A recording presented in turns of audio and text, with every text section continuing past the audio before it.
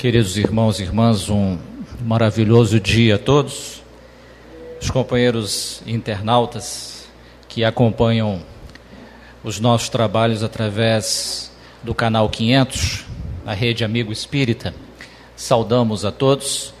Companheiro Virgílio, o presidente da instituição, que muito carinhosamente lembrou do nosso nome e nos convidou para que nós pudéssemos estar aqui mais uma vez para estudar um pouquinho da doutrina dos Espíritos. A Deus, nosso Pai, nós rendemos homenagem nessa manhã de domingo, pela oportunidade que todos nós estamos tendo de mais uma vez estarmos realizando as nossas tarefas aqui no mundo material. A proteção na nossa viagem da cidade de Linhares até aqui, nós só temos a agradecer à divindade por essa proteção e esse apoio. E o tema que nós escolhemos para abordar no dia de hoje é relativo aos exilados da capela, mito ou realidade. É muito comum nós ouvirmos comentários a respeito dos exilados da capela. O pessoal fala errado, não é exilados de capela, é exilados da capela, porque capela é uma estrela. Na verdade, nós vamos ver que são 4 estrelas, mas adiante vamos analisar isso. E as pessoas comentam em conversas, em palestras, os exilados, os capelinos formaram as raças tais e influenciaram na história da humanidade.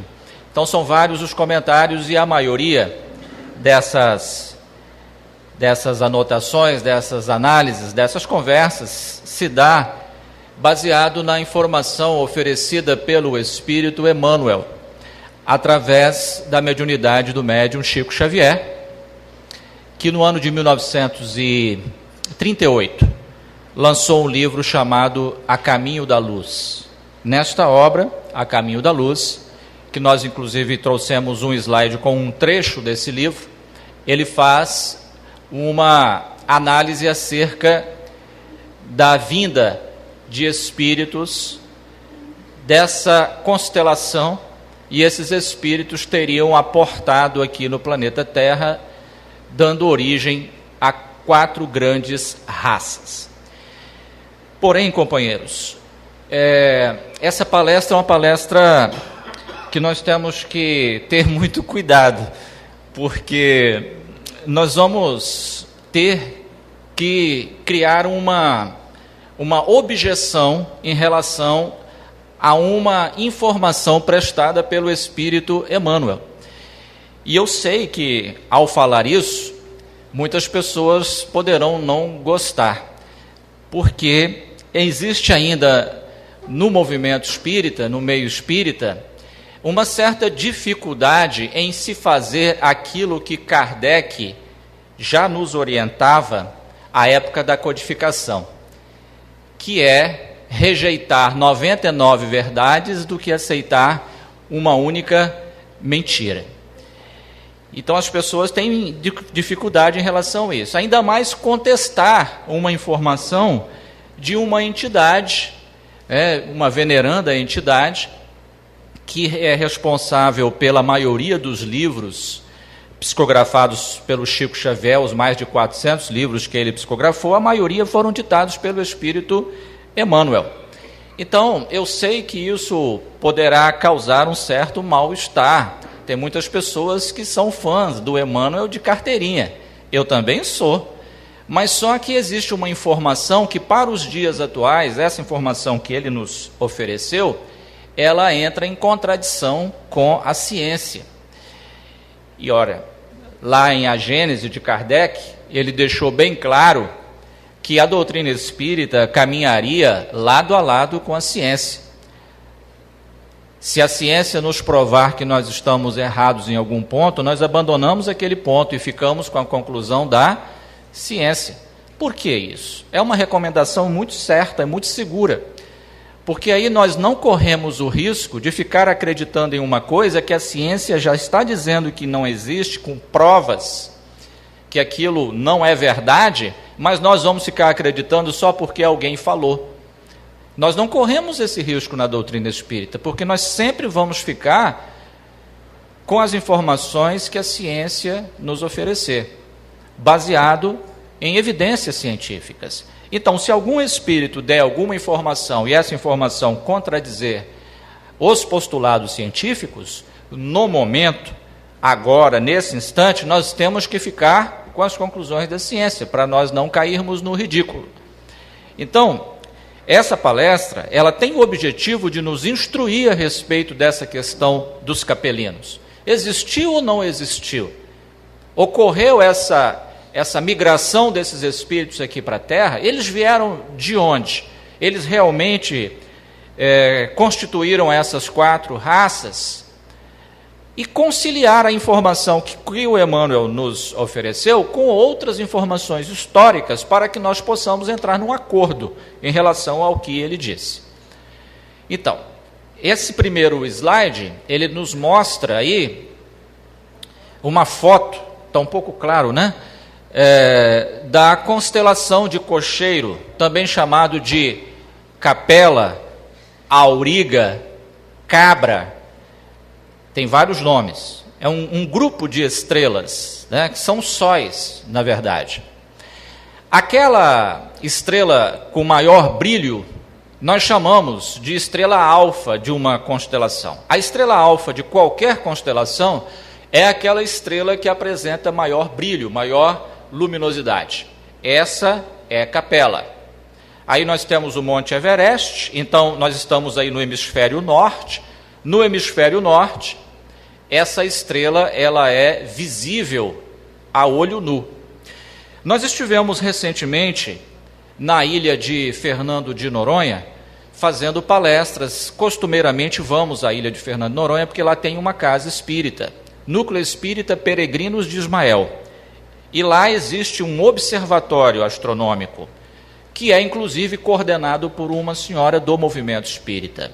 E lá também se consegue ter uma visualização a olho nu da estrela Capela. Eles conseguem fazer essa observação lá na ilha de Fernando de Noronha. Bom, quando se fala dessa questão da possibilidade de migração de espíritos de outros mundos, há de se considerar um dos postulados da doutrina espírita, que é em relação à pluralidade dos mundos habitados. Talvez para aquela pessoa que esteja vindo pela primeira vez à casa espírita, possa achar um pouco estranho essa questão de nós falarmos de espíritos que saíram de um mundo, vieram para outro mundo, ou desse mundo foram para outro, porque muitas pessoas acreditam que só há vida neste mundo, só aqui na Terra. Nós, os espiritistas, acreditamos que todas as casas, todas as moradas da casa do Pai são habitadas. Todos os mundos que gravitam no universo são habitados, dentro das suas condições. Então, achar que somente o planeta Terra tem vida inteligente é emitir um atestado de burrice em relação ao nosso Criador. Afinal de contas, para que ele teria criado uma quantidade infinita de planetas, de mundos, e colocar vida somente aqui na Terra? Que, por sinal, não é lá grandes coisas. Nós não somos pessoas tão especiais, seres tão especiais, merecedores de ter somente ou a exclusividade de ter o universo para a nossa contemplação. Então, só para que nós tenhamos uma ideia, nós, estamos entre 7 bilhões de pessoas aqui no planeta Terra. Essa marca já modificou. Em um planeta, entre 8 planetas do nosso sistema solar. Eram 9, mas o Plutão foi rebaixado, ele não é mais considerado um planeta pelos astrônomos. Nós estamos entre 100 bilhões de sistemas planetários. Então, o nosso sistema solar, com os 8 planetas, nosso Sol, o nosso satélite, os satélites dos outros planetas, nós estamos entre 100 bilhões de sistemas planetários. Em uma galáxia, entre 100 bilhões de galáxias. Afinal de contas, quem somos nós? Quem é você? um grãozinho, né? Um grãozinho de poeira cósmica perdido nesse espaço infinito. Então, considerar a possibilidade de somente o planeta Terra ter vida é realmente dizer que a divindade não possui a inteligência suprema. É emitir um atestado realmente de burrice, porque se nós olharmos, por exemplo, um bairro com, vamos colocar, 1000 casas, o indivíduo construiu 1000 casas, e colocar família para morar somente uma casa, no mínimo esse indivíduo ele possui alguma disfunção mental. Para que ele construiu 1000 casas e colocou família somente em uma casa? Não faz sentido, não tem lógica. As outras casas para quê? Para nada, absolutamente nada? Sendo que tudo no universo tem uma utilidade providencial. Então, para nós espíritas, a vida existe em todos os confins do universo, em todos os sistemas. Na pergunta 55 do Livro dos Espíritos, que foi editada em 18 de abril de 1857, essa edição tinha 501 perguntas, né? Depois, a 20 de março de 1860, Kardec ampliou para 1019 perguntas, e na 55 ele faz a seguinte pergunta: são habitados todos os globos que se movem no espaço? E os espíritos responderam: sim, são todos habitados, então. E o homem terreno está longe de ser, como supõe, o primeiro em inteligência, em bondade e em perfeição. Entretanto, consideram os espíritos, há homens que se têm por espíritos muito fortes e que imaginam pertencer a este pequenino globo o privilégio de conter seres racionais. Orgulho e vaidade. Julgam que só para eles criou Deus o universo. Então, o orgulho e a vaidade faz isso com as pessoas. E hoje nós estamos num momento muito especial na nossa história. Nós estamos com astrônomos do Observatório Astronômico do Vaticano, mantendo reuniões constantes com astrônomos norte-americanos, por conta de que a possibilidade de contato com os nossos irmãos alienígenas, assim chamados, essa possibilidade, ela existe, ela é real e vai se dar a qualquer momento. Eles já estão, inclusive, tendo que saber qual nação do planeta vai intermediar essa conversa. Quem é que vai representar os terráqueos nesse contato? As religiões já estão começando a se preocupar em relação a isso. Porque como é que vai ficar, então, o mecanismo salvacionista? Como é que vai ficar a questão do salvador desses seres? É Jesus, não é Jesus? Quem é, quem foi? Uma preocupação para as religiões tradicionais, que pregam que somente aqui existe vida. Para nós, os espíritas, não tem problema nenhum. Pode pousar um disco voador aí na rua agora, o alienígena entrar aqui para assistir a palestra, nós vamos saudá-lo. E aí, meu irmão, senta aí, fica à vontade de assistir a palestra. Vai ter passe depois, uma confraternizaçãozinha. Para nós, sem problema, porque nós sabemos que nós temos irmãos espalhados aí pelo universo afora. Agora, para as religiões tradicionais é preocupante, é muito preocupante. Para nós não há nenhum problema quanto a isso. Então vamos lá. Em A Caminho da Luz, o livro que nós citamos, psicografado pelo Chico, ditado pelo Emmanuel em 1938, ele diz o seguinte: há muitos milênios, um dos orbes da capela, que guarda muitas afinidades com o globo terrestre, atingira a culminância de um dos seus extraordinários ciclos evolutivos. Então, o que ele está dizendo? Que Capela, que é uma estrela, um orbe quer dizer um planeta pertencente a essa estrela, assim como nós temos esses 8 planetas que estão gravitando em torno do Sol. Esse orbe, segundo ele, esse planeta, tinha muita semelhança com a Terra. Então, um planeta com características físicas semelhantes ao planeta Terra. E esse planeta, há muitos milênios, estava passando por um ponto máximo do seu processo evolutivo. Tudo bem? É o que está na fala do Emmanuel. Continuando. As lutas finais de um longo aperfeiçoamento estavam delineadas, como ora acontece convosco. Então ele dizendo em relação a nós aqui na Terra, isso em 1938, relativamente às transições esperadas no século XX, que já pulou para o século XXI, neste crepúsculo de civilização. Então ele está traçando um paralelo, dizendo que a Terra está passando por esse processo de transformação e nós temos realmente presenciado esses tipos de coisas que estão acontecendo no nosso planeta. Bem, então, essa aí é a informação que existe no livro A Caminho da Luz a respeito da capela. Então, o que nós fizemos? Um estudo sobre capela.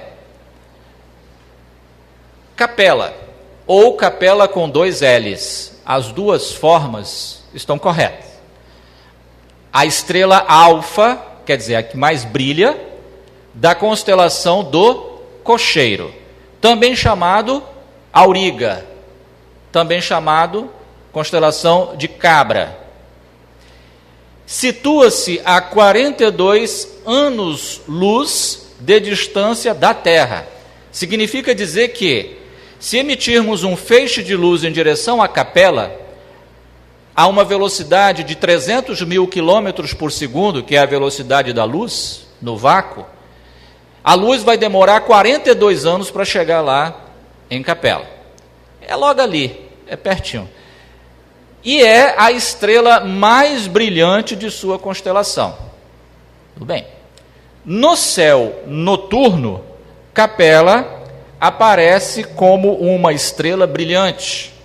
Porém, trata-se de um sistema de 4 estrelas, dividido em 2 pares. É aí que começa a análise astronômica e astrofísica da questão. Então, veja bem, quando nós olhamos para a capela no hemisfério norte, ela tem aquela luminosidade toda, aquele brilho muito intenso, é porque são 4 estrelas que ficam numa condição de 2 pares. 2 pares. Então, a união da luminosidade dessas 4 torna essa estrutura visível a essa grande distância, 42 anos-luz de distância da Terra.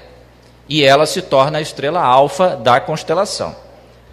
Bom, então, como é que funciona isso daí? O primeiro par de capela é constituído por 2 estrelas gigantes. Uma dessas estrelas tem um diâmetro de cerca de 12 vezes o diâmetro do Sol. Bom, o diâmetro é 2 vezes o raio, né? Então é a distância que vai de uma extremidade à outra, passando pelo meio ali da circunferência. Então uma dessas estrelas é 12 vezes maior do que o nosso Sol. E a massa, cerca de 2,7 ou 2,7 vezes a massa solar. Então, realmente, ela é muito grande. A cerca de 100 milhões de quilômetros desta estrela está a outra estrela deste par. Trata-se de uma estrela com cerca de 9 vezes o diâmetro do Sol e a massa 2,6 vezes a massa solar. Então, são 2 estrelas gigantes, bem maiores do que o nosso Sol, bem maiores. Bom, a cerca de 10 mil UA, UA é uma sigla, significa unidade astronômica. Isso é muito usado na astronomia, na astrofísica. 1 UA equivale a 150 milhões de quilômetros. É a distância da Terra até o Sol, 150 milhões de quilômetros. Então, na astrofísica e na física, na astronomia, para não ficar escrevendo um monte de zero, coloca o A, que aí já sabe que é aquele valor vezes 150 milhões. Okay? Então, há cerca de 10 mil UA, ou seja, 10 mil vezes 150 milhões, do primeiro par daquelas gigantes, está o segundo par de estrelas de Capela. Estas duas estrelas são anãs vermelhas, de fraca luminosidade. Estrelas pequenas, bem pequenas, pouca luminosidade. Então, um primeiro par com duas estrelas gigantes. Tá? A 10 mil UA, 10 mil unidades astronômicas, 10 mil vezes 150 milhões de quilômetros, está outro par, com estrelas anãs, vermelhas, de pequena luminosidade. Esse conjunto de 4 estrelas é Capela. É Capela. Eu tenho certeza que muita gente não sabia disso, como eu também não sabia. E vivia falando de Capela para lá e para cá, para lá e para cá. É a falta que faz na doutrina espírita de fazermos as pesquisas. E aí as pessoas vão acreditando nas coisas, sem fazer análise. Isso acontece muito. Vamos lá. Está dando para acompanhar aí, pessoal? Essa é uma foto tirada pelo telescópio Hubble, aquele que foi lançado pela NASA, para não voltar mais para a Terra. Ele continua caminhando pelo espaço, e até onde os nossos equipamentos conseguirem captar os sinais emitidos pelo Hubble, nós vamos tendo imagens do universo. O dia que não tiver mais condições, nós vamos perder o contato com ele e acabou. Até então nós estamos recebendo. Ele tirou foto dos 2 pares, as estrelas de Capela. Então não é uma estrela, são 4. 4, dividida em 2 pares. Aí é que está a grande dificuldade, pessoal. O seguinte, um sistema com 4 sóis, segundo a astrofísica, os conhecimentos que nós temos hoje, eu vou frisar sempre isso aqui com os senhores, hoje, porque pode ser que amanhã apareça uma novidade, aí os senhores vão falar assim, ele falou aquilo, mas aí agora, então eu estou dizendo hoje, para os conhecimentos científicos de hoje, não tem como existir um planeta em Capela. Um planeta com constituição física. Se alguém disser, pode ter lá um planeta numa condição, numa dimensão diferente, pode, porque aí ele não vai estar sofrendo os efeitos da lei da gravitação universal. Agora, se tiver massa, aí complica. Por quê? Porque ele vai estar sujeito aos efeitos da lei de gravitação universal. E um conjunto com 4 estrelas, um sistema binário desse daí, a presença de uma estrutura física, ou seja, um planeta semelhante ao nosso, segundo a ciência atual, é improvável. Impossível seria o termo mais correto, na condição que nós conseguimos perceber hoje. Porque a lei da gravitação universal não permitiria a manutenção, a sustentação desse mundo. São intricados mecanismos gravitacionais que interferem nessa possibilidade da existência de um mundo material em Capela. Então, nós trouxemos agora um pouquinho sobre mito, para entender o que pode ter acontecido nessa fala do Emmanuel. Mitos são narrativas utilizadas pelos povos antigos para explicar fatos da realidade e fenômenos da natureza que não eram compreendidos por eles. Os mitos se utilizam de muita simbologia, personagens sobrenaturais, deuses e heróis. Então aí eu trouxe aí 2 mitos. Qual é o nome daquele lá que está segurando o planeta Terra? Também. Outro nome, Atlas, né? Que é o mais conhecido como Atlas. No panteão dos deuses gregos e romanos, às vezes um único deus tem outros nomes, mais de um nome, melhor dizendo. É o Atlas, Apolo. Os gregos ficavam imaginando como é que a Terra fica suspensa no espaço. Então eles imaginaram, não, tem alguma coisa aí segurando. Aí criaram o mito, um deus, o Atlas, segurando a Terra. A força dos mitos era tão intensa que, por exemplo, se tiver alguém aqui da área da saúde, que estudou a parte de anatomia, mais precisamente da coluna vertebral, sabe que na coluna cervical nós temos uma vértebra, a primeira vértebra cervical, que tem o nome desse deus, Atlas. Numa analogia de a estrutura craniana ficar apoiada sobre ela. É a primeira vértebra da cervical. E do lado ali, quem é aquele outro deus? Netuno também tem outro nome. Poseidon. Porque eles viam os maremotos, os grandes animais marinhos, tsunamis. Ficava imaginando, alguma coisa controla isso, alguém governa isso. Aí criaram o mito do Poseidon, do Netuno. Então o mito é um recurso que eles utilizavam para se explicar alguma coisa que eles não entendiam, que eles não compreendiam. Bom, na mitologia grega, esta constelação, Auriga, cocheiro, cabra, capela, representava Melissa e Amalteia, filhas do rei de Creta, que teriam amamentado o pequeno Zeus. Quem era o Zeus na mitologia grega? O senhor de todos os outros deuses, né? O senhor de todos os deuses. Com leite de cabra. Olha que interessante. Por isso que ela é também chamada de cabra, a constelação.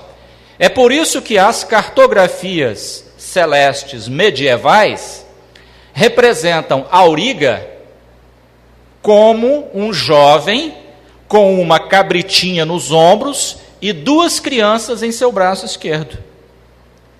É isso.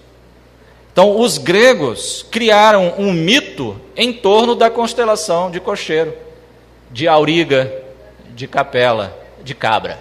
A força do mito. Numa tentativa de se tentar explicar a existência dessa constelação. Aí nós caímos na seguinte questão. A estrela Capela, escrita também com 2 L's, tem um nome, ou melhor, um código astronômico. É HD 33463. Se vocês entrarem em qualquer site de astronomia, de astrofísica e digitar HD 33463, vai trazer Capela. Aí vai trazer a magnitude, angulação, tudo que vocês quiserem saber. Até o momento, não foi detectada a presença de planetas nesse sistema. Tudo bem? Eu botei até o momento. Para não dizer depois, amanhã descobre um planeta lá e o pessoal vai cair em cima de mim, porque eu tenho uns vídeos aí na internet que o pessoal aqui grava. Eu tenho aquele das contradições bíblicas, que eles só não me chamaram de santo lá, porque não deu espaço nos comentários, que fizeram tudo. Então vão dizer depois, né, que eu falei, eu estou dizendo até o momento, não tem, por causa da questão de ser um sistema com 4 sóis, e isso é complexo para se manter um mundo material lá. Alguém pode dizer, novamente, pode ter um mundo em dimensão diferente? Pode, mas o Emmanuel disse um mundo semelhante à Terra, com as mesmas características da Terra, então ele disse um mundo material. Agora, olha só, a estrela HD 49674 foi descoberto um planeta, um exoplaneta. O que é um exoplaneta? Qualquer planeta fora do nosso sistema solar é chamado de exoplaneta, quer dizer, um planeta fora do nosso sistema solar. Essa estrela aí, a HD 49674, foi descoberto um planeta lá no ano de 2002, um planeta mesmo, material, ok? Ele está a 133 anos-luz da Terra, um pouquinho mais distante. A luz viajando a 300 mil quilômetros por segundo gastaria 133 anos para chegar nesse planeta, se saísse aqui da Terra. Bom, posto isso, o que pode ter acontecido? Esse HD 49674, essa estrela, não tem nem nome. Ela não tem nome. Ela só tem um código astronômico. É possível que o Emmanuel, nessa psicografia, tenha se utilizado de Capela por uma questão do conhecimento que se tem desde a antiguidade de Capela. Já inclusive, faz parte das cartografias medievais. Ele não tinha como dizer, talvez, esse outro aí, HD 49674, que sequer tinha nome. Até hoje não tem um nome, só tem um código astronômico. Então é bem provável, isso é uma dedução minha, tá, pessoal? Minha, eu que estou falando isso. Tá? É bem provável, como ele está, segundo consta, reencarnado, né? Aqui no Brasil, segundo informações, eu não gosto de especular essas coisas, mas segundo informações ele está reencarnado aí no interior de São Paulo, me parece. Ele não teria condição de vir aqui numa sessão mediúnica e corroborar o que nós estamos falando ou contradizer o que nós estamos falando, mas a princípio, analisando, eu particularmente, a essa conclusão.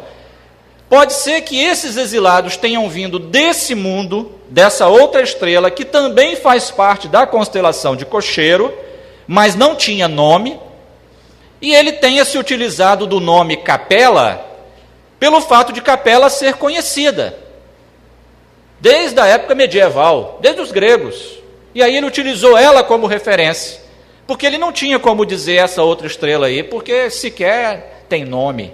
Então pode ser que ele tenha lançado mão desse artifício, desse recurso. Agora, em Capela, naquele sistema de 4 estrelas, até o momento não foi detectado nenhum planeta material lá, que guarde semelhança com a Terra.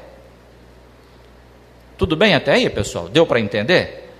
Ok? Então há essa possibilidade dele ter lançado mão desse recurso, do mito de Capela, e usou como referência a estrela capelina, Capela, sendo que, na verdade, esses indivíduos, esses espíritos, teriam vindo de um outro mundo, tipo esse aí, que foi descoberto em 2002, em uma outra estrela, na mesma constelação, a constelação de Cocheiro.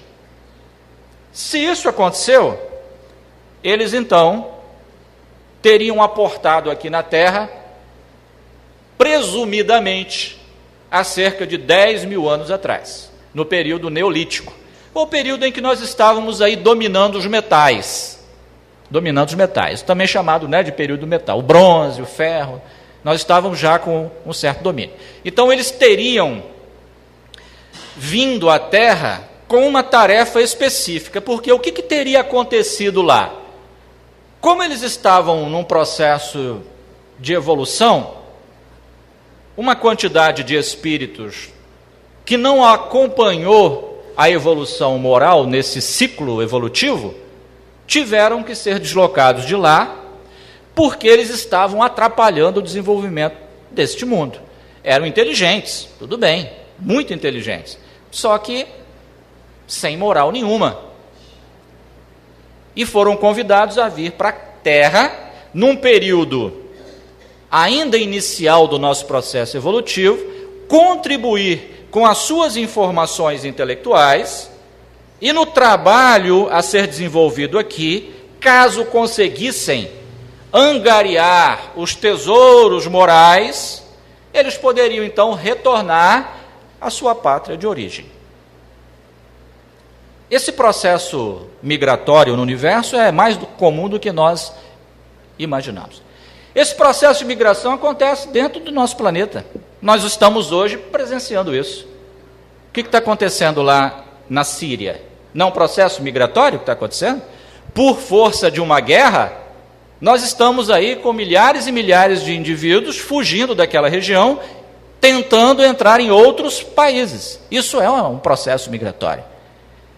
E a presença deles nos outros países vai interferir a cultura desse país, vai interferir no aspecto religioso, nas questões sociais, com o passar do tempo. Essas regiões que os estão recebendo, sofrerão modificações com o passar do tempo, devido à influência deles. Então, esse processo de migração, de saída, de grupo, de deslocamento, é uma constante, e no universo isso ocorre. Então, aportaram aqui. Agora, lógico, pessoal, nós temos que entender que existe um tempo para isso acontecer, né? Os espíritos não chegam e reencarnam assim em massa, né? Saem reencarnando. Não é assim, né? Afinal de contas, tem um processo para que isso aconteça, né?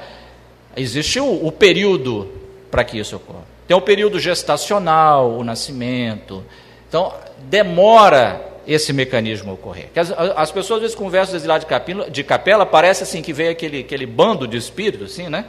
E aí chegou numa vez só, numa única remessa. Não é assim. A coisa acontece obedecendo os padrões das leis da natureza. Então, essas regiões aí seriam as regiões às quais eles teriam aportado com mais intensidade. Aquela região do rio Volga, ali na Eurásia, né, que é parte da Europa com a Ásia, os arianos, a civilização do Vale do Danúbio e ali a civilização do Vale do Rio Hindu. E aí nós temos o seguinte: uma das raças, segundo Emmanuel, teria sido a raça ariana, que seria um povo também chamado de indo-europeu, provavelmente originário da Ásia Central. Por volta de 1800 a.C., começaram a migrar para o sul e para o oeste. Assim chegaram à Europa e a territórios que hoje são parte do Afeganistão, do norte da Índia e do Irã. Aliás, o nome, né, Irã, vem de terra dos arianos. Isso no idioma persa, né, no persa mais antigo. Uma outra raça seria a indiana, que por volta de 1500 a.C., os arianos, povo de origem indo-europeia, conforme dissemos, invadiram o vale do rio Hindu e conseguiram subjugar os marajás, os príncipes indianos. A mistura dos drávidas, né, que eram os antigos habitantes da Índia, com os arianos, deu origem à civilização indiana que nós temos hoje. Antes da formação da sociedade indo-ariana, as populações arcaicas da Índia se aglomeraram nas cidades de Harappa e Mohenjo-Daro. Ao longo de sua história, a Índia caracterizou-se pela variedade de religiões praticadas em seu território. Quem vai lá na Índia fica assim, né, surpreso com os diversos deuses, né, os diversos cultos que eles mantêm como uma tradição realmente que se perpetuou. O povo hebreu, o israelita, que é o atual judeu, que teria se originado aqui na região de Ur, nesse mapa de baixo aqui, na Caldeia, na região da Mesopotâmia. Essa região entre os rios Tigre e Eufrates, muito citado nos textos bíblicos, né? Cidadezinha de Ur, onde o Espírito apareceu para pai Abraão, disse para pai Abraão que ele deveria seguir, que ele o orientaria em direção a Canaã, a terra prometida. Aí ele pega Ló, seu sobrinho, a sua esposa Sarai, na época chamava Sarai, depois que ela muda o nome para Sara, o pai dele, vão até Terá. Lá em Terá o pai dele desencarna e eles prosseguem a viagem. Então o Abraão é considerado patriarca do povo hebreu. Teria se originado nessa região aí, na Mesopotâmia. Os hebreus deixaram relatos dessas reminiscências, dessas lembranças, da saída deles de um mundo melhor e aportar aqui num mundo ainda inferior. No livro de Isaías, por exemplo, capítulo 14, versículo 12, nós encontramos assim: como caíste desde o céu, ó Lúcifer, filho da alva, como foste cortado por terra, tu que debilitavas as nações. Temos aí uma metáfora. O Lúcifer, ser da luz, ser iluminado, filho da alva, filho da luz, quer dizer, um espírito avançado, que estava perturbando as nações, quer dizer, estava atrapalhando o desenvolvimento lá. Ele tinha muito avanço intelectual, teve que vir para a terra, então caiu aqui na terra. É aquela sensação do paraíso perdido que os textos bíblicos nos apresentam. A sensação da perda de um lugar tão bom e ter que vir habitar aqui um planeta ainda inferior. Temos outra anotação em Gênesis 6, 1, 4. Viram os filhos de Deus que as filhas dos homens eram formosas e tomaram para si mulheres de todas as que escolheram. Os filhos de Deus são referências desses espíritos que vieram, os espíritos mais avançados. Viram as mulheres terráqueas, terrenas, belas e coabitaram com elas. Havia naqueles dias gigantes na terra, e também depois, quando os filhos de Deus entraram as filhas dos homens, e delas geraram filhos. Estes eram os valentes que houve na antiguidade, os homens de fama, os nefilins, que os textos bíblicos também fazem referência em Gênesis 6, 1, 4. Ou seja, a miscigenação, a mistura desses espíritos que vieram de um outro orbe, com grande avanço intelectual, reencarnaram aqui e começaram o seu processo de procriação com as mulheres, espíritos terráqueos, que se encontravam já aqui no nosso planeta. Então, os textos bíblicos trazem uma referência metafórica a respeito disso daí. E, por último, uma das 4 raças, as quais, particularmente, tenho até dificuldade de falar, porque os egípcios, por mais que nós estudemos, mais nós ficamos intrigados com a característica desse povo. Uma coisa realmente sensacional e fantástica. Particularmente fico muito triste quando vejo esses filmes e agora novelas, que colocam os egípcios na condição de opressores, de povo mau. Os hebreus têm essa mania, registrar os egípcios como... E a verdade, a história não é nada disso. Nada disso.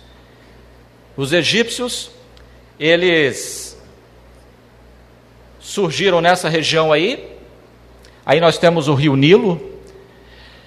A parte superior do mapa ali é o Baixo Egito e a parte inferior é o Alto Egito. Uma estrutura invejável de sociedade, de conhecimento no campo da astronomia, da matemática, da física. Até hoje, os pesquisadores ficam alucinados, intrigados, quando se estudam as pirâmides. Kelps, Khafre e Miquerinos, e as pirâmides escalonadas ali embaixo, as menores. Para termos uma ideia, essas pirâmides estão alinhadas com Órion e Andrômeda, 2 constelações perfeitamente alinhadas. Ninguém daqui do planeta Terra teria condição de fazer isso. Somente espíritos com essa capacidade, vindo de outra região do espaço. Isso intriga até hoje os pesquisadores. E outras características mais que elas apresentam, as pirâmides. A sociedade egípcia é um exemplo de organização. Sistema de coleta de lixo, perfeito para a época. Recolhimento de resíduos. Sistemas de irrigação, esgoto. Aí, as pessoas vêm com essa história hoje em dia de que eles escravizavam, os hebreus. Na Bíblia tem essa história lá.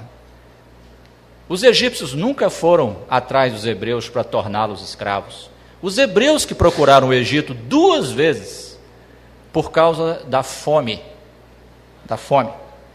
Eles eram nômades. Caminhavam pelo deserto, nômades. Chegavam no lugar, tinha alimento, comida, eles usavam. Acabava, eles não plantavam nem um pé de cebolinha. Bom, eu não sei nem se tinha cebolinha naquela época, mas um exemplo, nada. Aí veio uma seca terrível. A segunda, inclusive, foi José que garantiu o suprimento para eles, porque José foi vendido como escravo para uma caravana de ismaelitas pelos seus irmãos, e foi vendido como escravo no Egito. José se tornou um Adon, um chanceler no Egito. Tem detalhes sobre isso no livro Chanceler de Ferro, ditado pelo espírito do conde J.W. Rochester, psicografado pela médium Vera Kriajinovskaya. É uma obra fantástica. E ele interpretava os sonhos do faraó. E aí interpretou aquele famoso sonho das 7 vacas gordas e 7 vacas magras. Todos já ouviram falar disso. Como sendo 7 anos de fartura e depois 7 anos de escassez. O faraó comprou a ideia, mandou guardar alimentos. Não deu outra. Quem é que bateu lá nas portas do Egito atrás de comida? Os hebreus, hein? Os hebreus. Os hebreus. Pode vir, mas vocês vão ter que trabalhar. Justo, a gente faz isso até hoje. Não tem ninguém aqui que come sem trabalhar. Até hoje. Aí entraram nessa sociedade organizada, estruturada, templos fantásticos, conhecimentos fantásticos. Ficaram mais de 400 anos. Isso é escravidão? Eles poderiam sair a hora que eles quisessem. Mas quem queria sair disso para ir para o deserto? Moisés suou a camisa, se é que ele usava a camisa, para tirar o povo hebreu de lá. No Êxodo está cheio de passagens. Eu escrevi um novo livro agora que vai ser lançado, sobre estudando contradições bíblicas. Os hebreus brigavam com ele no deserto, que tinham tirado eles do Egito, onde eles tinham tudo do bom e do melhor, e estavam passando fome agora no deserto. Por quê? Porque ele queria ser o líder do povo, mas lá dentro quem era o líder? O faraó. Ele não, ele queria ser o líder. Aí queria tirar o povo de lá. Eles saíram a duras penas de lá. Essa história de praga, isso é a maior mentira que existe. Isso é um mito que montaram em cima disso daí. Aí coloca os hebreus lá como sofredores, coitadinhos. Nada disso. Podia sair a hora que quisesse. Mais de 600 mil homens. Poderia ter saído a hora que quisesse. Eles não eram. Não tinha cerca ali, não tinha muro, não tinha nada. Era só o deserto em volta. Mas ninguém queria deixar essas condições para ir para o deserto. Aí ficam colocando essa história aí hoje aí. Os egípcios como algozes, né? E na verdade eles que ofereceram toda essa estrutura para que eles pudessem ali permanecer. O Moisés, como se diz no ditado popular, cuspiu no prato que comeu, porque ele foi criado na intimidade dos templos egípcios, ele foi tratado como um cidadão egípcio. Agora, ninguém fala nos púlpitos ou na novela e nos filmes que o faraó Mernefta foi em busca dos hebreus, não para trazê-los de volta, não. Sabe o que eles foram atrás? Das riquezas que eles roubaram dos egípcios. Porque a Bíblia diz assim, que eles pediram a Deus a permissão para levar emprestado os bens dos egípcios. Está lá na Bíblia. Ninguém fala. Vocês vão nos templos aí, nos outros cultos, ninguém fala essa história. Eles pilharam o Egito, eles roubaram, porque pegar emprestado uma coisa que não tem intenção de devolver, isso se chama roubo, ou furto, o nome que se queira dar. Até o bezerro de ouro do templo de Apis eles levaram. Aquele bezerro de ouro que quando Moisés desceu com a tábua da lei, vieram falar que os irmãos dele estavam adorando o bezerro de ouro. Ele ficou bravo, mandou matar todo mundo e pegou e quebrou as tábuas da lei. Era o bezerro de ouro que eles roubaram do Egito. A Bíblia diz que Arão, o irmão dele, foi pegando os anéis e as pulseiras, foi derretendo e fazendo o bezerro de ouro. Pelo amor de Deus, né? Da onde esses anéis e pulseiras? Também roubaram dos egípcios, porque eles não tinham. Mas essa história ninguém conta. Porque fica feio, né, falar. Aí quando a gente fala na doutrina espírita, o pessoal fala que nós somos contra a Bíblia. Não, vocês estão atacando a Bíblia. Não é atacando, é mostrando as coisas como elas realmente são, como a história conta. Então esse aí teria sido o quarto povo, que segundo a espiritualidade, não tem mais nenhum aqui na terra mais. Os egípcios deram conta da tarefa deles. Voltaram todos para o mundo de origem. Quem vai no Egito hoje, não tem nada a ver os egípcios de hoje com os egípcios daquela época. Eles viram as costas para as pirâmides. As pirâmides, para eles, têm apenas um efeito de se arrecadar dinheiro com o turismo. Porque é turista do mundo inteiro lá visitando as pirâmides. Só isso. Agora, os egípcios dessa época já voltaram para o mundo de origem. Bem, companheiros, chegamos ao fim. Essa era a nossa análise a respeito desse assunto, numa tentativa de se conciliar essas informações apresentadas pela ciência atual com as informações do A Caminho da Luz, que foi lançado em 1938. Lembrando que nós fazemos isso com a intenção de preservar esses conceitos espíritas. Porque se hoje um de nós chegar para um astrônomo, um astrofísico, e falar assim, a gente estuda na doutrina espírita que vieram vários espíritos lá de um mundo, lá de Capela, ele vai rir da cara da gente. E com razão. Com razão. Porque, conforme dissemos, até o momento não há provas de que exista um mundo material ali gravitando em torno daquele sistema de 4 estrelas. Por esse motivo, nós então tomamos o cuidado de fazer esse alerta em relação a essas informações. Agradeço muito a atenção dos senhores, agradeço a atenção dos internautas e que Deus possa abençoar poderosamente a nossa vida. Que assim seja.